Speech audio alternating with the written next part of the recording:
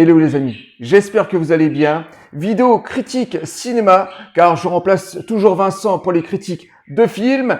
Et pour cette première, je vais vous parler d'un film que j'ai vu de ça quelques semaines.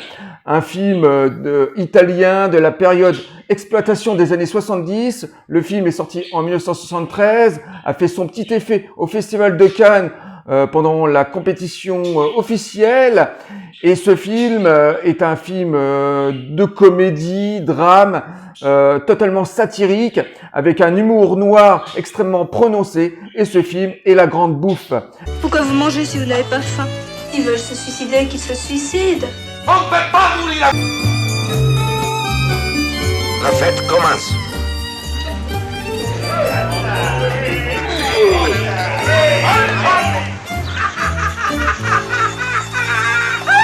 Réalisé par Marco Ferreri, avec un casting 4 étoiles. Au sein de ce film, on retrouve Noiret, Piccoli, Mastroianni et Tonazzi. Alors voilà, c'est des acteurs confirmés, à la fois français, italiens. Et l'histoire de ce film est tout simple. On suit 4 amis d'enfance, 4 grands copains extrêmement riches, des bourgeois, qui décident de s'enfermer dans une grande demeure du 16e arrondissement à Paris pour en finir avec la vie. Donc c'est une satire sur les fortunes, sur les gens qui ont perdu le goût de la vie.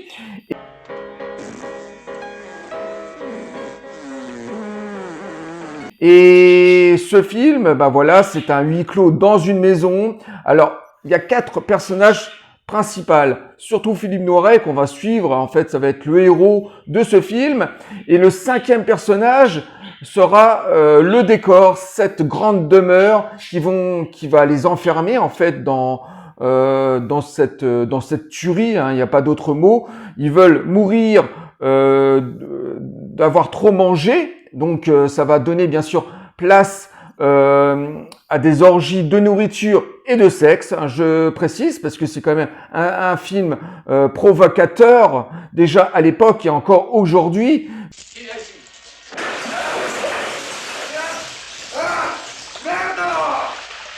Donc provocateur dans le sens bande dessinée, on est aussi dans la fantaisie, et ça aurait pu être un film qui aurait pu être dessiné par Lauzier, le dessinateur Lauzier, qui avait le même état d'esprit dans ses bandes dessinées.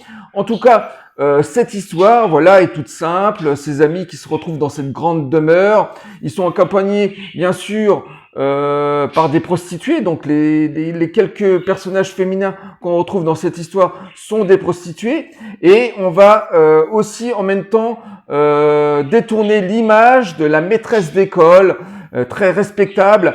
Et cette maîtresse d'école qui va arriver dans cette histoire, dans ce groupe d'hommes, va devenir la maîtresse de ces 4 personnages qui va les suivre jusque dans la mort, en fait, tout simplement. Soulève.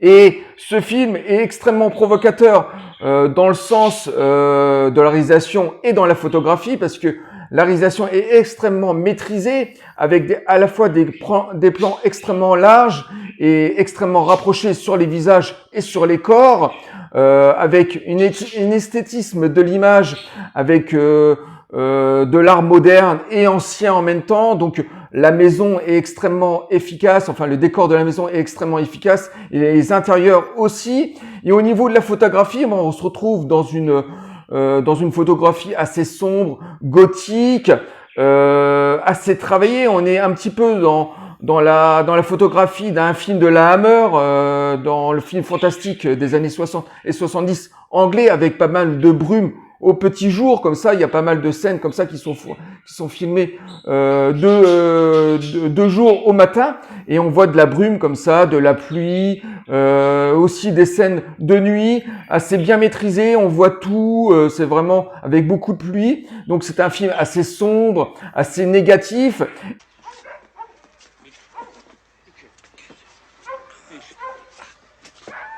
Et c'est une satire, bien sûr, sur la grande bourgeoisie, sur ces gens extrêmement riches qui ont pu le goût à la vie. On peut aisément comprendre la situation parce que voilà, nous quand on se paye des vacances, quand on va à l'autre bout en Australie ou en Chine par exemple, à l'autre bout de la terre, eh ben on est content de partir parce qu'on se le paye avec notre argent, on travaille pour ça. Et quand on est extrêmement riche, quand on a une fortune inépuisable, je peux comprendre allègrement de perdre l'envie comme ça de se procurer n'importe quoi et d'un claquement de doigts de se retrouver comme ça en Australie ou en Chine.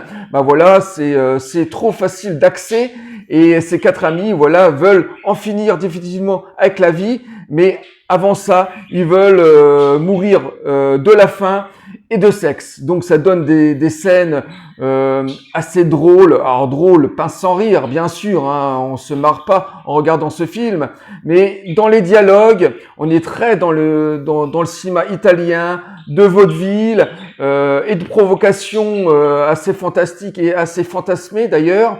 Allez, on mange. Allez, à table! À table, on mange!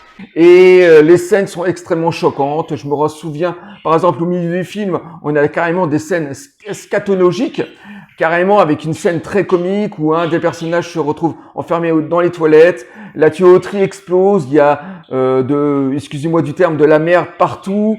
Un des personnages principaux, je vous révèle pas bien sûr si vous voulez découvrir ce film, qui va mourir bien sûr en se vidant, voilà, il va se chier dessus littéralement.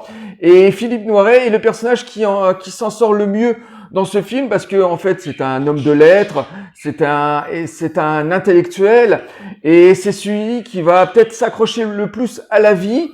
Donc voilà, ça va être le principal personnage et je dirais qu'il y a un élément fantastique aussi dans ce film parce que voilà, on a des idées assez noires, le sexe et la nourriture se mélangent et je comprends allègrement que c'est un film qui peut choquer beaucoup de gens. Moi, je l'ai trouvé très intéressant sur sa mise en scène, la photographie et même l'histoire, même cette comédie satirique sur le monde de la bourgeoisie et de la grande fortune.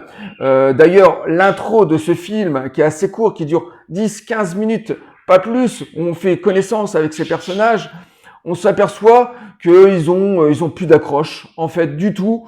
On voit une petite séquence avec le personnage de Philippe Noiret, qui a une bonne, alors bonne dans tous les sens du terme, hein, qui est là juste pour assévir tous ses désirs, à la fois une servante et puis pour autre chose aussi, hein. Donc voilà, la provocation commence immédiatement dans ce film et ça va aller bien sûr crescendo avec Des mœurs un peu libres, un peu légères. Nous verrons bien. avec une certaine classe et une maîtrise parfaite de la réalisation avec ce casting 4 étoiles, des acteurs voilà qui étaient, je vais peut-être me répéter, qui étaient confirmés dans le cinéma à la fois français et italien, qui se retrouvent au sein de cette production très particulière. Donc c'était une prise de risque pour eux et ils s'en sortent haut la main. En tout cas, La Grande Bouffe est un film magistral, un film qui m'a touché, que j'ai bien sûr que je me suis procuré dans un Easy Cash il y a de ça quelques semaines, donc je l'ai vu et je peux vous conseiller, conseiller de le voir si vous arrivez à le trouver en vidéo ou même sur des sites visionnables.